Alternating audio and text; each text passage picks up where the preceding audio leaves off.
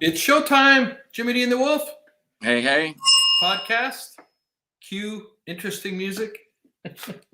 This this podcast feels very official because you have headphones on. Yes. I'm Joel. We're getting fancy these days. Well, we're working on this a little bit, and seemed like I had a feedback issue, so I thought I would just add this and do it with headphones. All right. Well, how did your Colts do in the weekend? They blew it, man. We lost in overtime to the Titans, division rival. We would have won, but our coach likes to go for it on fourth down instead of take field goals, easy field goals. So we blew it. Coach kind of lost the game for us. Second one this season, he's cost us by not taking field goals. Just take the points. Well, he could get fired. They fire them all the time. Our owner would have to sober up long enough to fire him. So I don't know that that's going to happen. I had a mouthful of coffee that I almost spit out when you said that. Yeah, Jim Irsay is kind of does his own thing, but they're still my Colts. I'll love them till the end of time. Well, got to be loyal. Yeah, it's just hard to be a fan sometimes. It's frustrating, and they're actually really good this year. Like they could beat anybody. We've just lost some really close games. We've had a lot of injuries. It's been up here to watch. Well, what should we talk about today, Jimmy? Whatever you want, man. We could talk about my favorite topics are always music and business. Not the music business though. They have to be two completely different things. Well, this is an age-old one. I ran across a Quora post, and I responded to the long, scathing response, and I posted it and I deleted it. I decided, what am I? I don't want to get into a pissing match with anybody. But the premise was, and the guy was younger than I thought. I went to his page. I thought he would be older, but he was saying that current rock artists suck compared to yesteryear. And he showed a picture of Fleetwood Mac rumors, and he said there ain't no current rock artist that is going to sell 40 million albums. And part of my post was like, that's like saying there's no buggy whip manufacturer who's ever going to sell as many buggy whips as they sold in 1901 or whatever was a peak year for buggy whip sales. I mean, if people bought 40 million CDs, which would most likely be, where are they going to play them? They don't even put CD players in cars anymore. Are they going to use them for coasters?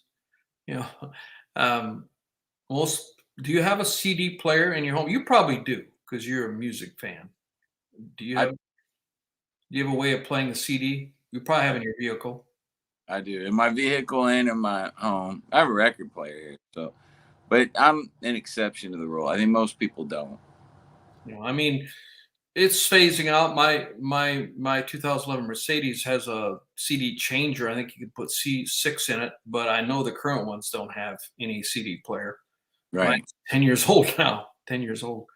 Uh, I don't And see we're that. running 2011. Okay, so 2011, we both have 2011 vehicles. I don't know. At some point, they stopped putting them in vehicles. By the way, sidetrack. I'm going to correct you on a point, and we'll get back to this. My car has a cigarette lighter. Does it? You said they didn't put them in cars anymore. Well, they Oh, Jeff says 2009 Prius has a CD player. Yeah, I would expect. I would think around 2015, 16, 17, they stopped putting CD players in. But in an earlier comment, Jimmy scoffed at me when I said putting the cigarette lighter. And I looked at, it's not just a charger adapt for, you can charge your phone. I literally found, of course, I don't smoke, so I don't use it. There's an ashtray, And in the ashtray, I found rattling around. As soon as I got the car, I took it out. Was the cigarette lighter, and my 2011. Of course, Mercedes tends to be older people, perhaps, and they smoke more in Europe. Yeah, yeah. So I wonder if a 2022 would have a cigarette lighter. That's an interesting. I'd be surprised, man. You don't see them very often anymore. I got something in my teeth. Better not smile anymore. So the guy saying that What's that? the guy was saying that rock bands are garbage compared to the old rock. Right. And he was saying that there's no rock band that's going to sell 40 million copies. I mean, consumption of music in the U.S. today is 90% streaming. So of that 10% in order to equal a great selling album like Rumors, probably one of the best selling ever, you'd have to sell 10x more than Rumors did. And is any band going to do that? No. I mean, you have to have 10x the celebrity because 90% of consumption of music is streaming. So in order to say, yeah, we need to sell 40 million copies, no bands are as good as they were back then because they're not selling CDs like they were, or records. I mean, back then it was vinyl. Now vinyl has taken off as a niche, and even at all ages, people, even 20-something people are getting into vinyl, but it's kind of a niche thing. It's not your general thing. People collect vinyl, and it's a significant deal. In fact, vinyl now has outgrown CDs. Each year in the year 2021, I don't know what year it overtook, maybe 2020. Vinyl now sells more units than CDs do, but CDs have been falling off a cliff, 50% year on year decrease. You keep decreasing by 50%, eventually you get insignificant. Sure. You start at 100. I mean, just take any number. You got 100 million, 100,000. You're down to 50,000 in 1 year, 25,000, 12,000. It doesn't take very long, and you're very insignificant. In about 3 years, you're down to 6% of where you were for 4 years.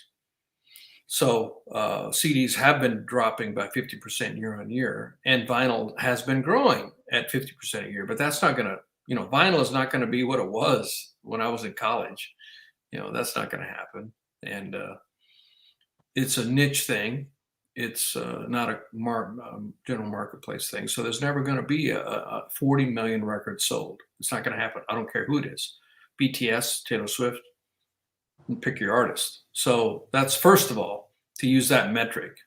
And then to say that, musicians aren't any good. And one post was, everybody is all of the grumpy old men, get off my lawn. That's where I put them there. Get off my lawn type guys. It was better back in the day, blah, blah, blah.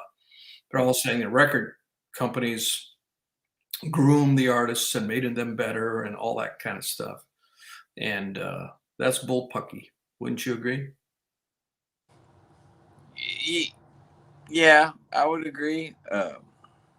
I do think there's a thing, though, that's not quantifiable but very real, that the old bands, the bands from the 60s and 70s and prior to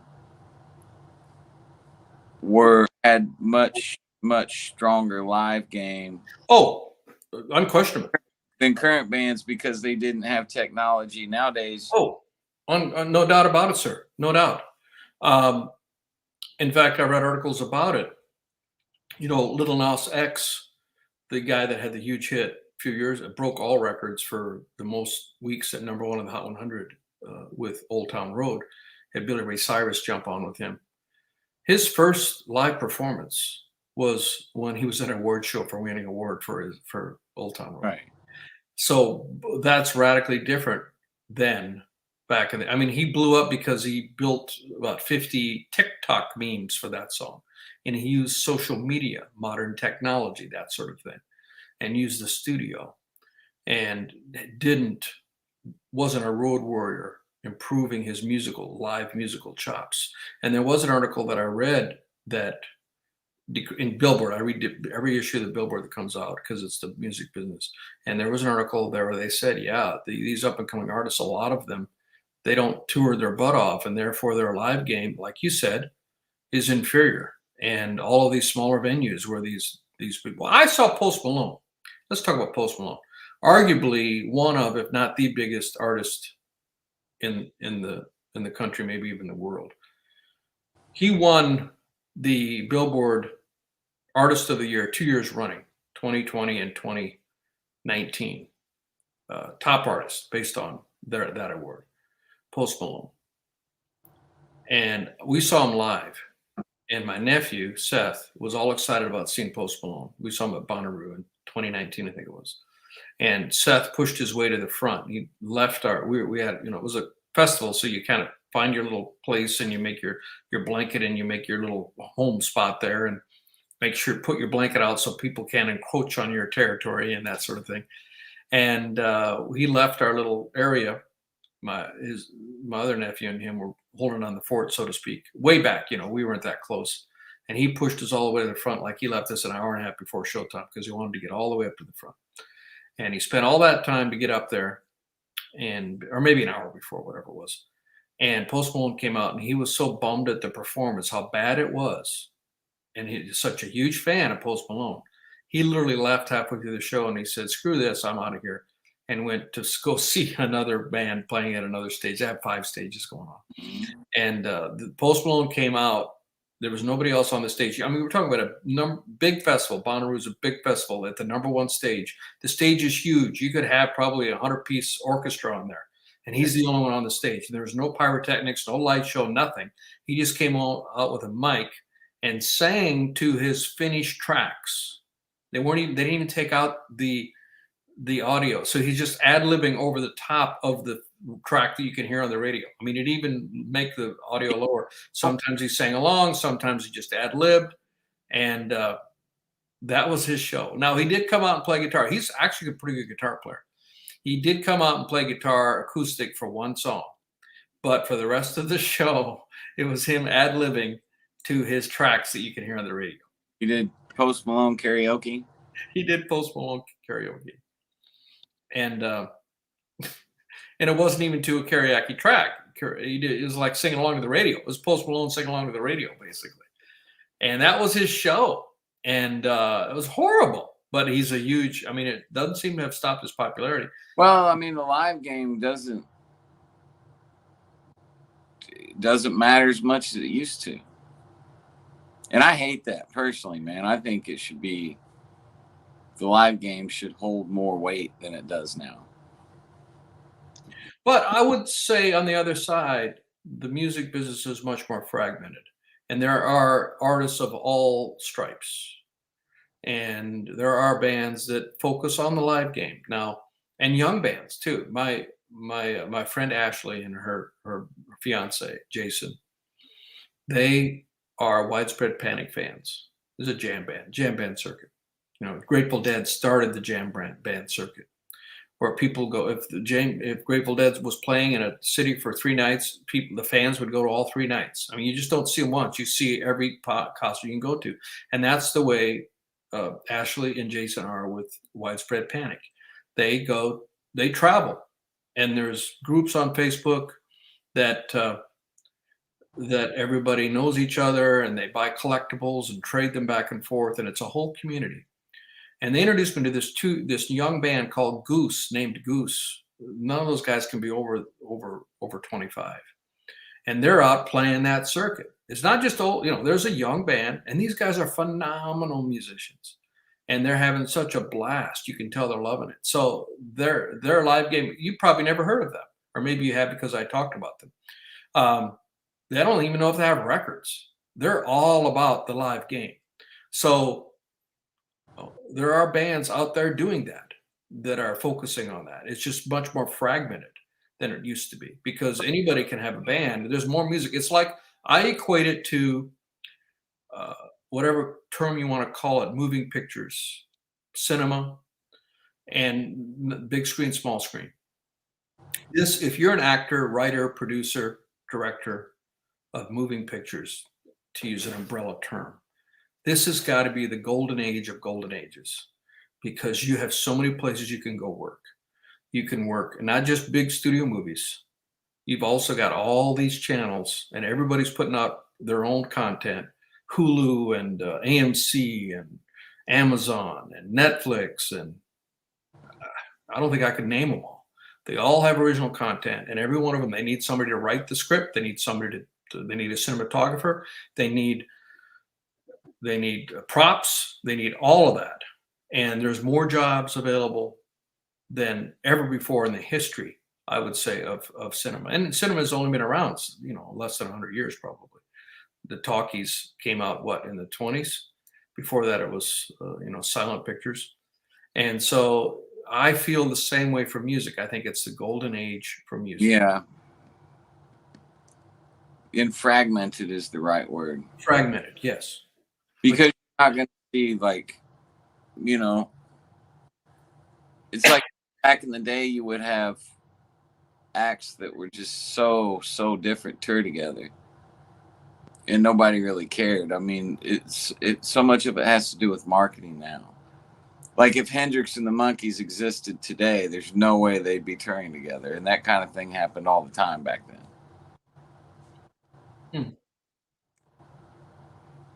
Yeah, they put together similar acts for that.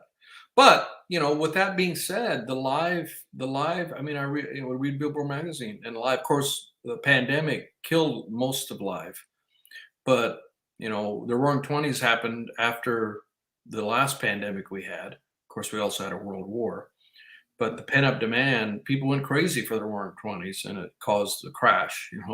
29 crash, but there's a lot of pent up demand, and there's a lot of live shows. They're expanding. 2022 is going to be a banner year for more and more shows. I hope so. And what band I saw, I can't remember the name, which band it was, but they're doing their first ever stadium tour. Oh, maybe it'll come to me. But a band that I thought would have done a stadium tour by this time, but the first stadium tour. So, bands, that's expanding when you're flexing. When you've been, it's a band that have been around. Hopefully, it'll come to me. But a band that I was like, really, they've never done a stadium tour, and they're going to be doing a stadium tour. And so that means everything's on the up, not the down. I mean, if the live thing was going down, you wouldn't have a band who'd been around for a number of years and never done the stadium tour. They wouldn't be saying, "Hey, let's do a stadium tour." So, the whole people are going to live shows. They love live shows. It's expanding. And now, unfortunately, I don't know how many venues were able to survive the pandemic because that was a crisis. And I know there were a lot of efforts to try to help them stay afloat.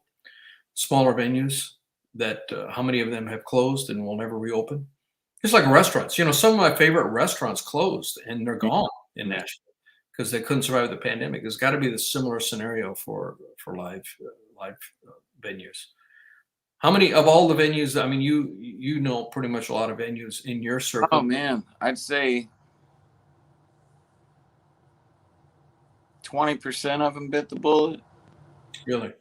If I had to guess, I don't have data, but like if I had to guess it, probably 1/5 of the venues that had live music that I performed at, in the past, all went belly up because of COVID. And the other ones that didn't, they're struggling. Most of them are. I mean, I know a lot of venues that used to be open 7 days a week that now they're open 3 or 4 days a week because they can't staff them. Well, that's another issue. There's a labor shortage, or nobody wants to work, however you want to look at it. It's perplexing. It is. I can't wrap my head around it. Yeah, that's another subject we could talk about. Why? What's going on? Why every place you go, I mean, it's just common. We can't get staffing. I mean, you go to a restaurant and nobody seats you because they don't have a hostess. I mean, you go, you try to order something. Like last week, we talked about the incinerator toilets. They're all on back order because they can't get parts or they can't get labor. And there's nobody, and companies have got open slots that they can't fill. So I think it's just that everybody nowadays thinks that it's an instant gratification thing for people. This is my personal take on it. I could be light years away, but this is my take on it. When I started working like bussing tables or working on farms, I knew like, this is going to take me a long time. I'm at the bottom, work your way to the top. And now like we have employees and whatnot. But the mindset now isn't that anymore. Too many people just aren't willing to dig in and say, I'm going to play the long game. And if I do this, most people aren't willing to go bust tables at a restaurant and then say, well, after that, I'll be washing dishes. And after I wash dishes, I'll get a job cooking. And after I get a job cooking, maybe I can become a waiter and actually make some money, or maybe I'll run the place. People want it now. And it seems like this reset happened because of COVID. I'm still trying to internalize it all and understand it. Because, dude, I've driven by McDonald's and Burger King's and Wendy's. They're like now hiring $15 an hour. And I would have lost my mind when I was coming up to running towards a job like that. And all my buddies would have too. And you go in these places and there's like one person working. I don't know. Well, they got free money, no matter what side of the fence you're on. I mean, Wasn't that much though. I mean, they didn't. I know. So how are they surviving? That is something I would like to try to figure out.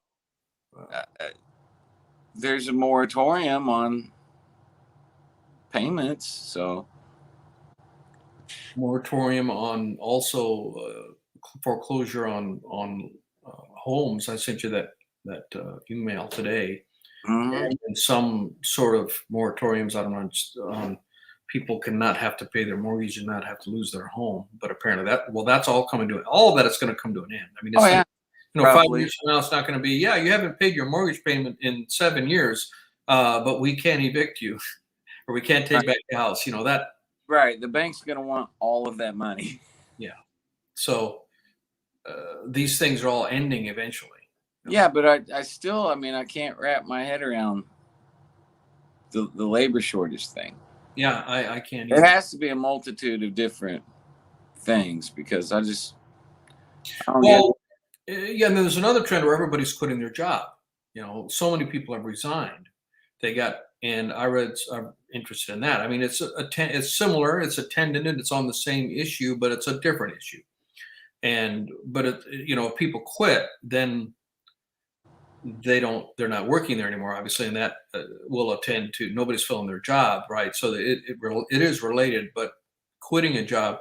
And the answer was, the one article said there's only one answer most of the time, and that's because they got a really bad boss. And it's all about the boss. If the boss or the supervisor, whoever the person is they report to, is a complete jerk, doesn't know how to, and people are expecting more. And it's kind of like, I don't know if this, I hope I don't get in trouble for making this analogy.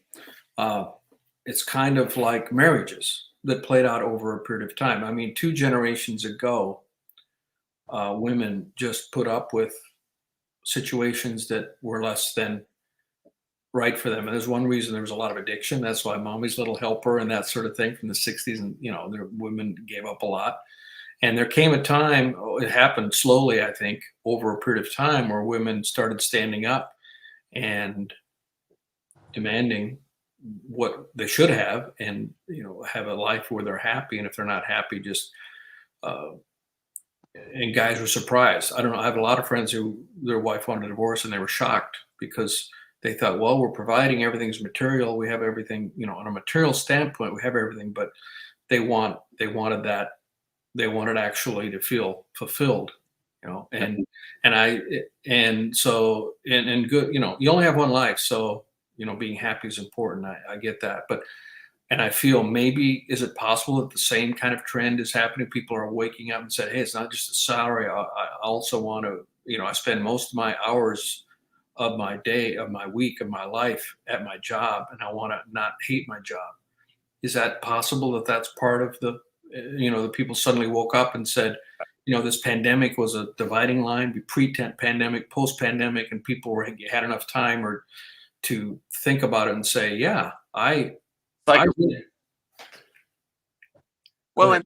and I mean, many people lost loved ones, Yeah, that's another thing. and that kind of, you know, makes you look at life through a completely different lens. I mean, if you lose a sibling or a cousin, especially if they're your age, you go, "Whoa, that can happen," and then like that realization sets in. Like my day, that's gonna happen to me. You know what I mean? My Yes, number. yes. So you might be right down the pipe with that. I've quit great jobs before because of that. It's like the money's I hate going there, and it's just your happiness. And plus, I think people figured out during the lockdown that they really need less than they thought they needed. I think the lockdown kind of, everybody just sit at home and watch TV, and it was like, well, we've been sitting at home watching TV for a few months, and nothing terrible happens. Maybe I don't need to make $100,000 a year. Maybe I am okay making $30,000 a year, or maybe I'll even be happier making 30 grand a year and seeing my kids all the time and seeing, my wife and being home earlier or whatever. You know what I'm saying? I got you. And also, if you're another, I'm extrapolating here again, but if you're not around all these people and you're at home, the social pressures of peer pressure of, oh, she just got that new purse, or he just got, well, I mean, what would be the equivalent for guys? I mean, he got the latest golf clubs or whatever it is. That peer pressure of keeping up with the Joneses.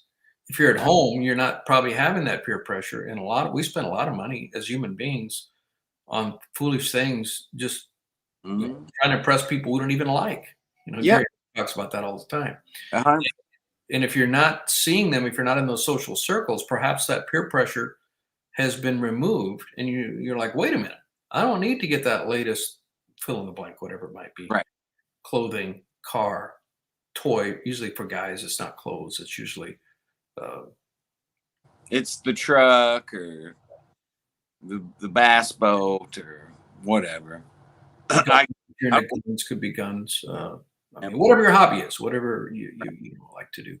And there's that pressure to keep up. I mean, it's the old saying is everybody lives on 110% of what they make, because no matter what we make, we all end up spending it.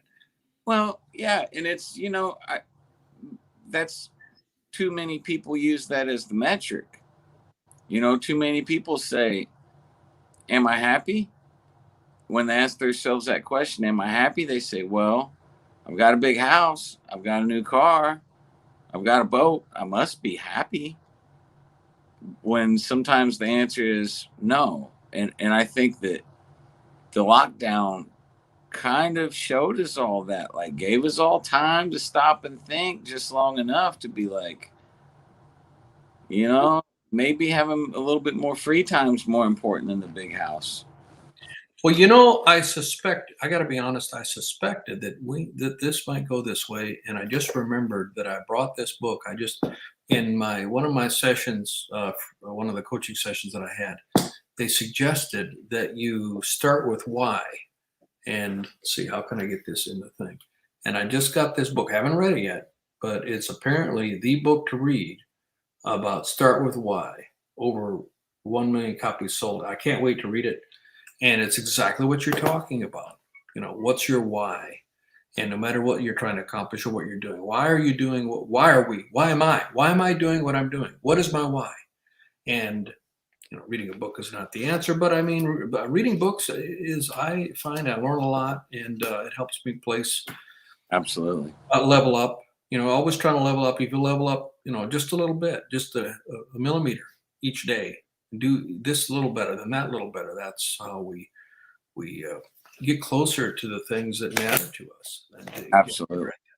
at start with why. Why are we doing this? Why am I going to a job I hate? Right. Well, your why is everything, man. In my early 30s,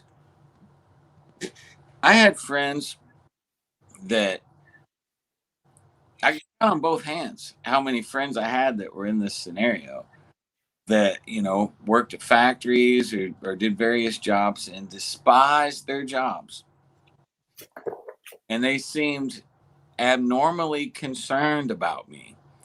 They would be like, well, you're playing music at night and that's the only source of income you have. You don't have a 401k, you don't have a retirement plan. What are you going to do? And I'm like, probably just keep playing music until I drop dead. You know what I'm saying? And bring it up all the time. Like they're really, really concerned, almost looking at me like I was some kind of like alien or something. And it was the strangest thing to me because the whole time my sons were infants. And in my mind, I'm like, are you kidding me? I've made. Like I hang out with my babies all day long and then they fall asleep and I go play music.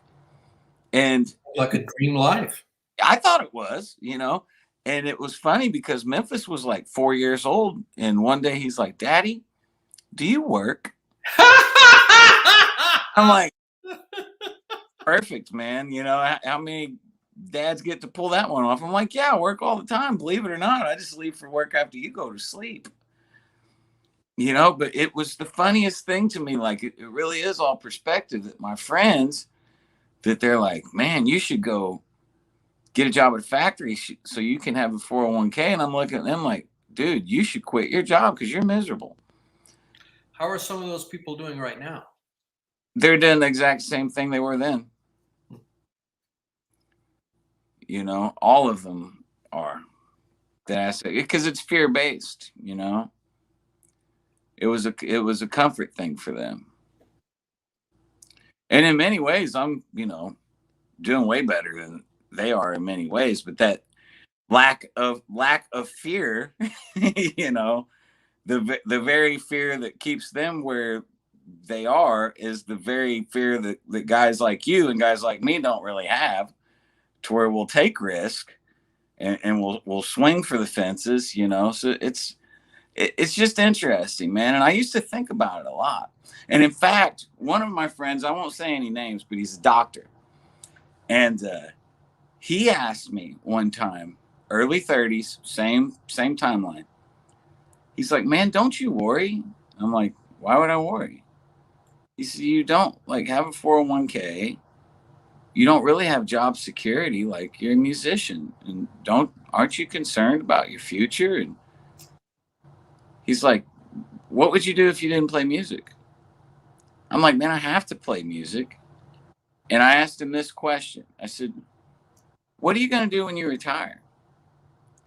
And he's like, well, that's easy. I've thought about it a lot. He was like, I'll go fishing. He's like, I'll take naps during the day. I'll go to the gym all the time. He's like, I'll study guitar. And I'm like, okay, how old are you going to be when you retire? He's like, probably 60. I'll retire a little bit early. He's a doctor. I'm like, okay, I'm 31. You know what I do during the day? I go fishing. I take naps. I study the guitar. In my mind, it was like, You're already doing what he wants to do when he's retired. that's how I felt about it. But him and many of my other friends were like, dude, you're risking everything. And I'm like, what am I risking? I was risking absolutely nothing. Well, so yeah, circle back around. Perhaps more people have woken up to the what we're talking about, fulfillment, rather than chasing, And that illusion of security. yeah. And People are figuring out more and more. that's why I love. I mean, so many things we've talked about. I've thought about Gary V. Gary V. He just preaches. Don't impress people. Don't try to impress people you don't like, and you've got lots of time. He says, if don't even, take your entire 20s to figure out, make mistakes. I mean, don't get on a timeline. It sounds like your friends had a timeline. By the time you're early 30s, you got to have a 401k worth this six-figure 401k or whatever. And Gary Vee would be completely the opposite, because you got a lot of life left. Normal lifespan. Obviously, there are people that die, but Sure. if you die, then you got nothing to worry about except, where you're spending eternity. But, if you die, then it doesn't matter if you had a 401k or not, because you're not going to need it. right?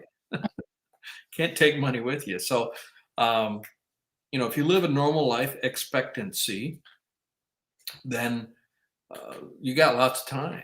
I mean, is his statement, and he even says for people in their 50s and 60s, he said you still got lots of time to do something different that you want to do it.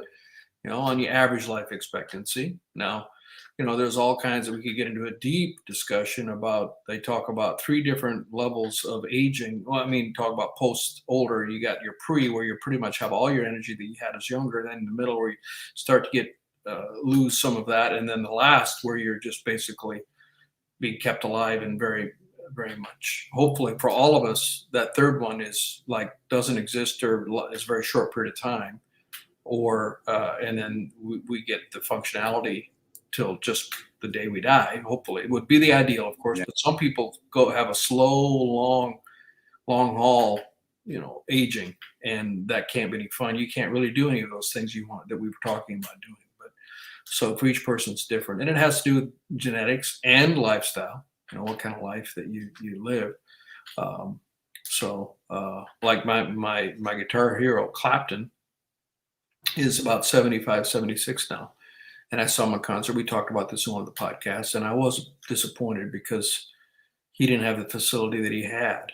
And he's admitted that it's very difficult for him to play guitar. Although he played better than probably 99% of the guitar players in the world. But when he had that final encore and he had the other young bucks come out, he would have never let them have the final solo.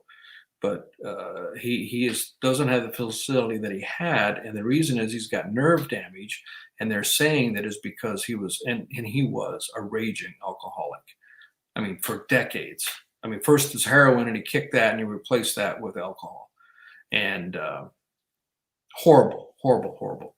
And all that alcohol consumed, they said, contributed to. I mean, he's paying the price now. I mean, maybe there are other things in factoring into that, but I mean, how you live your life will, you may have to pay the piper later on with things. So maybe that would have happened to him regardless. Maybe that's not the real reason he has that. Maybe that's just aging.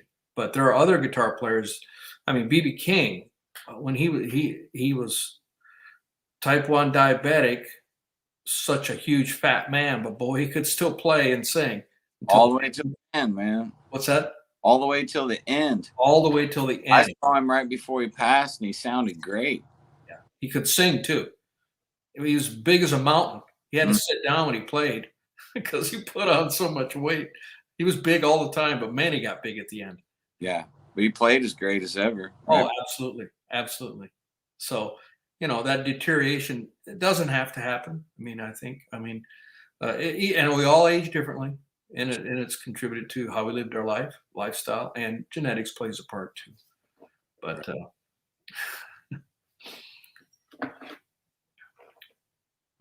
Buddy Guy can still play, can he? Absolutely. I haven't heard him play recently, but he's in his 70s, I think, isn't he? He's still counting. I think he might be 80. He's older than Clapton. Yeah. He would be. Yeah, he would be, because he was 50s. He was playing in Chicago in the 50s. So And he still plays out of his mind. Yeah, he does. He's gonna outlast everybody. Yeah. All his peers are gone. All the guys he was with at Chess Records. Yeah, he's the last real. Yeah. Right. Well, he was on Chess, I believe. He played all those. He was a studio guy. He played in a lot of those guys, uncredited back then. They didn't credit them. Baby, he was like 16 or 17 playing on a lot of that stuff. Unbelievable. Yeah, he's gonna outlast everybody. And he's, B.B. King lasted a long time, but I mean, being as heavy as he was couldn't have helped him. It's like I saw Kingfish, Chris Stone Kingfish. The guy's 25, and he's just,